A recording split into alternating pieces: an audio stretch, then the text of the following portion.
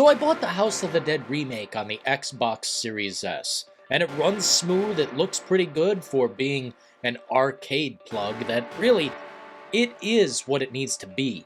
Now, is it worth your money? Oh boy. This is one of those games where you're going to put some money down and feel like you got really robbed at the end of it.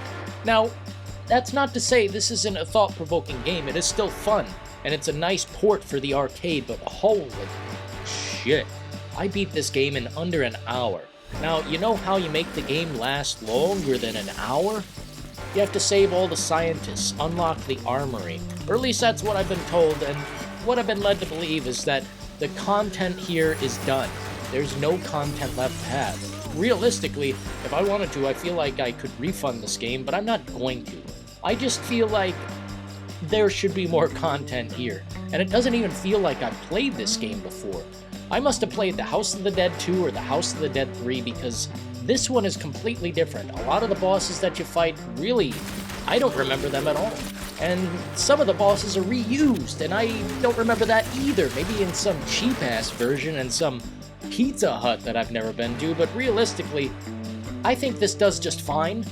The problems with it I have most specifically are aiming and really reloading. Those two things right there are rough.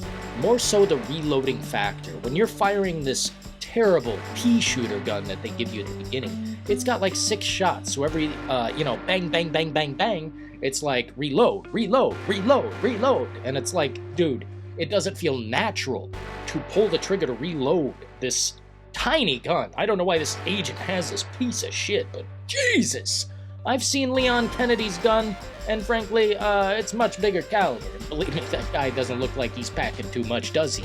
But let's just cut through the cow shit right here and now. Is this game worth $20 or whatever the hell? No! It's not even close! But I do still feel like buying it wasn't a regret. It's just, I learned. And now I'm going to accept what I have. I'm going to unlock the armory. I'm going to see what I can do to make the game more compelling. Because if there are more weapons, then that might be a better option than running with this terrible pistol. It is really that annoying, folks. To hear your character or the narrator say, reload, reload, it is so repetitious. The music is rough. There's a lot of things that are rough here. But the graphics, I think, are just good enough to where, it's way better than an arcade. The bodies have physics, they fly apart, and unlike in most games, it feels like the bullets hitting the target matters. Like, you can see it fly apart, specifically where you were aiming. And that's the trouble right there, aiming. If you had some light gun or some, apparatus you could hold and point at the screen and do it that way, the way the arcade actually was, well, then we might have something here. But for now, this is probably the deadest game right next to Halo Infinite. You play through once, a 48-minute round, and you're good forever. So if you think $20 is worth 48 minutes of your time, well, go right ahead.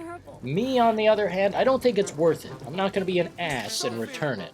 But that option is there, I suppose. The reality is, I just don't care enough to destroy this game or, drag it down. It's just realistically not in the deck of cards. I think it's fine for what it is. $20 is outrageous. Now, I had fun with it, don't get me wrong. Will I play it again? Yes. Would I buy it again? No. Thanks for stopping through, folks. Hit the like button, hit the subscribe. Until next time, may every road lead you to warm sands. But until then, ta-ta.